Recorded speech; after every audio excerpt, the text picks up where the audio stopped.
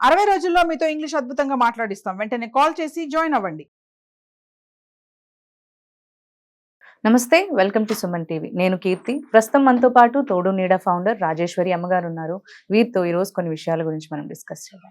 అమ్మ నమస్తే. అమ్మా నమస్తే అమ్మా. ఇప్పుడు చూస్తుంటే కపుల్స్ మధ్యలో డైవర్స్ చాలా ఎక్కువగా ఎక్కువయ్యాయి. అవును. అందులో ఒక రీసెంట్ గా వింటున్నాను ఏంటంటే భార్యాభర్తలు మామూలుగా అంటే ఓన్లీ ఫిజికల్ నీడేనా అసలు అన్నంత ఫీలింగ్ వస్తుంది మనకి. ఏంటంటే ఏదో పెళ్ళైన 2 years తర్వాత భార్యకి భర్తకి ఆ ఫీలింగ్ రావట్లేదు అని చెప్పి డైవర్స్ తీసుకుంటున్నారు. అవును. అలాంటి డైవర్స్ ఏంటమ్మా అసలు? అంటే అసలు భార్యాభర్తల రిలేషన్ అనేది అది మాటల్లో చెప్పలేంది. అది చాలా అద్భుతమైనది. అది రాను ఎలా తయారైందంటే అది మిస్యూజ్ అవుతోంది. ఇప్పుడు ఇలా ఫీల్ రావటం లేదని, ఫీలింగ్ రావట్లేదని అంటే ఓన్లీ ఫిజికల్ రిలేషన్షిప్. అసలు ఫిజికల్ రిలేషన్షిప్ ఉన్న ఇంపార్టెన్స్ చాలా మంది ఇప్పుడు తోడు నీడ పెడితే చాలా మంది మెసేజెస్ లో కామెంట్ లో పెడుతూ ఉంటారు, ఈ వయసులో పెళ్లి అవసరమా? వయసు ఏంటి? పెళ్లికి మనిషి తోడు అవసరం. పెళ్లికి ఒక 18 ఏళ్ళు 21 ఏళ్ళు లిమిట్ ఉందేమో కానీ అప్పర్ లిమిట్ అనేది లేదు కదా. ఏ మనిషికైనా వయసు పెరుగుతున్న కొద్దీ మనిషి తోడు అవసరం అనేది కూడా పెరుగుతుంది. ఈ వయసులో అవసరమా, ఈ వయసులో అవసరమా అంటే ఈజ్ ఇట్ ఫర్ సెక్స్? కేవలం అందుకోసమేనా? అందుకే అయితే 50 ఏళ్ళు వచ్చాక ఎందుకు విడాకులు తీసుకుని వేరైపోట్లా? కలిసి ఉంటున్నారు కదా. 80 ఏళ్ళు 90 ఏళ్ళు వచ్చిన తర్వాత దంపతుల్లో నేను చాలా చోట్ల విన్నాను, ఒకరు చచ్చిపోతే 2 సంవత్సరం తిరగకుండా చచ్చిపోతారు. అవును. ఆ బెంగతో అంటే ఆ మానసికమైన దిగులు అది ఎవరితో చెప్పుకోలేరు, షేర్ చేసుకోలేరు. ఇన్ని సంవత్సరాలు కలిసి జీవించిన ఆ లైఫ్ పార్ట్నర్ ఆవిడకి 75 ఏళ్ళు వచ్చి ఉంటాయి, వృద్ధాప్యపు ఛాయలు ముఖంలో కనబడుతుంటాయి. ఆవిడ ఏమన్నా అందంగా ఉందనా? కాదు. ఆ సాంగత్యం అంటే ఇన్ని సంవత్సరాలు కలిసిమెలిసి జీవించిన సాంగత్యంలో ఆ మనిషిని మిస్ అయితే ఆ బెంగతో చచ్చిపోతారు. అది ఏముంది? It is N emotional relation. భార్యాభర్తల మధ్య ఉండాల్సిన బంధం ఏంటంటే ఒక ఎమోషనల్ రిలేషన్. వాళ్ళిద్దరి మధ్యన ఒకరిని విడిచి ఒకరు ఉండలేనంత. ఇప్పుడు 60 ఏళ్ళు వచ్చిన తర్వాత ఆవిడ ఎక్కడికైనా వెడితే ఆయన ఒక్కడూ ఉండలేడు. ఆయన వదిలిపెట్టి ఆవిడ ఉండలేదు. ఈ వయసులో నేను ఆయన వదిలి ఉండలేనని మళ్ళీ వచ్చేస్తుంది. ఏముంటుంది వాళ్ళ మధ్య? 4 రోజులు ఉండొచ్చు కదా అనుకుంటారు. కానీ ఆవిడ మనసులో ఉండే బాధ ఉంది, అయ్యో ఆయన తిన్నారో లేదో, ఉన్నారో లేదో. ఇది ప్రతి క్షణము ఆవిడని అలా దొలిచేస్తుంటది మనసుని. అది చెప్తే అర్థం కాదు. అది ఇన్ని సంవత్సరాల సాంగత్యంలో ఒకళ్ళొకళ్ళు అర్థం చేసుకున్నారో లేదో తెలియదు కానీ కలిసి ఉండడంలో వాళ్ళ మధ్యన ఒక ఎమోషనల్ రిలేషన్ అనేది ఉంటుంది. ఆ ఎమోషనల్ రిలేషన్ ఎప్పుడైతే ఏర్పడిందో ఒకరిని విడిచి ఒకరు ఉండలేరు. అది పోయింది. ఇప్పుడు అసలు ఎమోషన్సే లేవు, ఇంకా రిలేషన్ ఎక్కడ ఉంటుంది ఈ రోజుల్లో? అంచేత ఆ ఫీల్ రావట్లేదంటారు. అసలు ఆ ఫీలింగ్ ఏమిటో నాకు అర్థం కాదు. అది ఆ ఫీలింగ్కి ఏమని పేరు పెట్టాలి? 3 ఏళ్ళు 4 ఏళ్ళు ఆవిడతో కాపురం చేసావు, అప్పుడు ఫీలింగ్ ఎలా వచ్చింది? ఇప్పుడు సడన్ గా ఎలా పోయింది అంటే ఇంకోళ్ళని చూసాక ఆవిడతో ఈవిని కంపేర్ చేసుకుంటే ఫీలింగ్ రావటం లేదా? ఈవిడకి 50 ఏళ్ళు దాటే ఇది ఒకటంత బ్యూటీగా లేదు. అయితే నీ దగ్గర నీ ఆఫీస్లో పనిచేసే వాళ్ళు ఎవరో నీ పరిచయస్తులో ఫేస్బుక్లోనో ఎక్కడో 30 ఏళ్ళ ఆవిడ పరిచయం అయింది. ఆవిడని చూస్తే నీకు ఫీలింగ్ వస్తుంది. 50 ఏళ్ల పిల్లని చూస్తే రాదు. ఎందుకు రాదు? ఈవిడికి 50 ఏళ్ళు వచ్చేసాయి, గ్లామర్ తగ్గిపోయింది. ఆవిడ 30 ఏళ్ల వయసులో గ్లామర్గా ఉంది. అంతేనా? Is it for sex? అది ఒకటేనా ఇద్దరి మధ్యన ఉండవలసింది? అది కాదు. ధర్మేచ అర్థేచ కామేచ మోక్షేచ నాతిచ రామే అని చెప్పిస్తారంటే ధర్మార్థ కామ మోక్షాలన్నింట్లోనూ కూడా ఈ స్త్రీని నేను విడువను అని. అది పెళ్లి మంత్రాల్లో చెప్పిస్తారు. అది ఎందుకు చెప్పిస్తారంటే ధర్మంలో కానీ అర్థంలో కానీ, కామంలో అంటే కేవలం సెక్స్ డిజైర్ కాదు, కామం అంటే కోరిక అని అర్థం. అది ఏ రకమైన కోరిక అయినా కావచ్చు. ధర్మార్థ కామ మోక్షాల్లో ఈ స్త్రీని నేను విడువను అని. అది ఎప్పుడో తొంగలో తొక్కేశారనుకో. కానీ వీటన్నింటిలోనూ కూడా భార్య ఉన్నది. అది ఎలా మర్చిపోతారు? నువ్వు ఎఫ్ఐఆర్ ఎవరితోటైనా పెట్టుకో, కానీ నువ్వు పీటల మీద కూర్చోవాలంటే పక్కనే భార్య ఉండాల్సిందే. ఆ ఎఫ్ఐఆర్ పెట్టుకున్నావు తీసుకొచ్చి కూర్చోబెట్టుకోలేవు కదా. నువ్వు శాస్త్రబద్ధంగా చేసుకున్న భార్య మాత్రమే అర్హురాలు. రామాయణంలో రాముడు కూడా సీత లేకపోతే బంగారు సీతను పక్కన పెట్టుకుని చేసుకున్నాడు ఆయన. అంచేత భార్యకు ఉండేటువంటి ఒక పవిత్ర స్థానం ఉంది. అది మాటల్లో చెప్పలేంది. అలాగే దాని అర్థము, దాని బంధము, దాని బాంధవ్యము కూడా మాటలకు అతీతమైనది. ఏకపత్ని విరుతుడుగా అన్ని సంవత్సరాలు ఆవిడ లేకుండా ఒంటరిగా ఎలా జీవించాడు రాముడు ఆవిడ జ్ఞాపకాలతో? ఎట్లా ఉన్నారు అంటే ఆ ఉన్న కొద్ది రోజులైనా వాళ్ళ మధ్య ఉండేటువంటి అనుబంధం అలాంటిది కాబట్టే ఉండగలిగారు. అందుకనే మనం ఇప్పటికీ రాముడి గురించి చెప్పుకుంటున్నాం.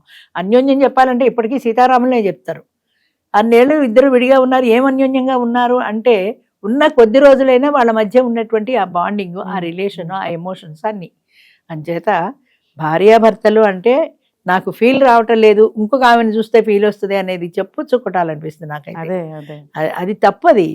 పెళ్లిని ఓన్లీ ఫిజికల్ అంతే, ఫిజికల్ రిలేషన్ కాదు, ఫిజికల్ రిలేషన్ కాదు. 50-60 ఏళ్ల తర్వాత ఏముందో నా భార్యతో కలిసి ఉంటున్నావు నువ్వు, ఫిజికల్ రిలేషన్ కోసం కాదు కదా.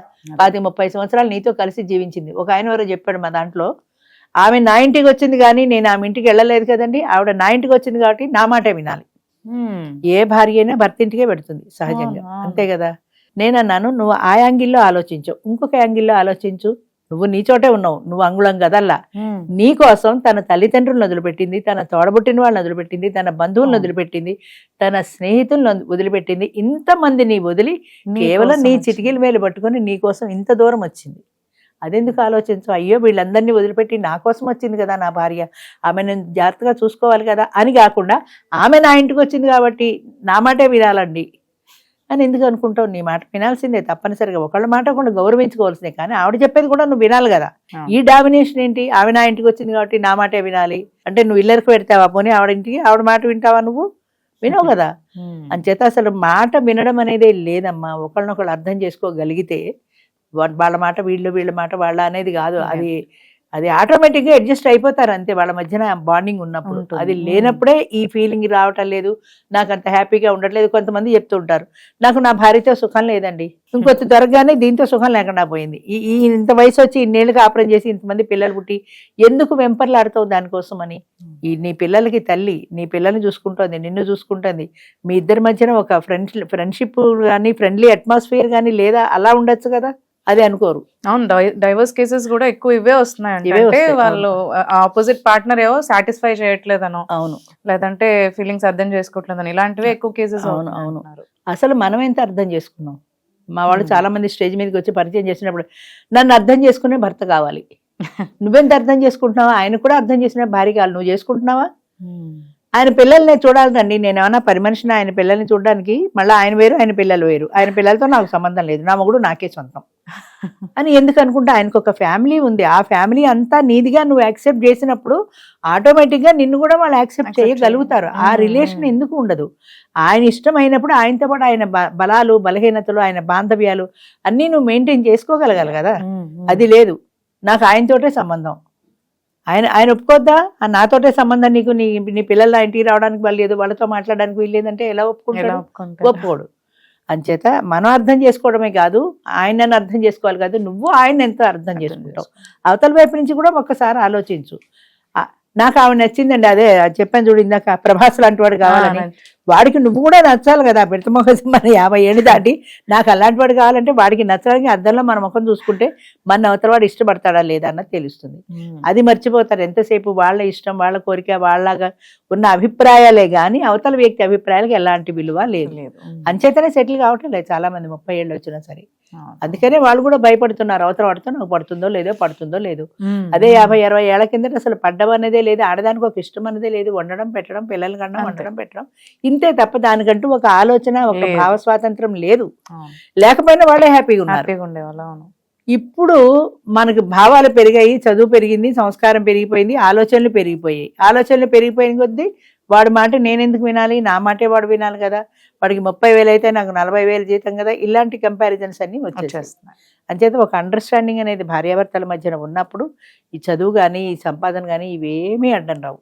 అదే అసలు ఏది కావాలో అది ఉండటల్లా. ఇంకోటి మీరు చెప్పినట్టుగా నాకు ఆ ఫీలింగ్ రావటం లేదని వాడు కొన్ని సంవత్సరాలు కలిసి దాంపత్యం చేసిన తర్వాత ఆ ఎమోషనల్ రిలేషన్ అనేది వాళ్ళిద్దరి మధ్యన ఏర్పడాలి. అంతేగాని ఫీలింగ్స్ కోసమని ఒకళ్ళు, పెళ్లి కోసమని ఒకళ్ళు, 10 మందిలో పరిచయం చేసుకోవడానికి ఒకళ్ళు, ఇంతమందికి నీకు అవకాశం లేదు కదా.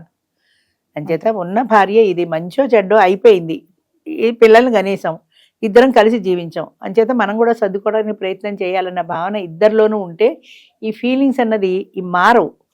ఆ ఫీలింగ్స్ ఇటు కాకుండా సైడ్ పడుతున్నాయి కాబట్టి వాడిని చూస్తే ఫీలింగ్ వస్తుంది, వీడి చూస్తే ఫీలింగ్ రాదు అన్న తేడా వచ్చేస్తుంది.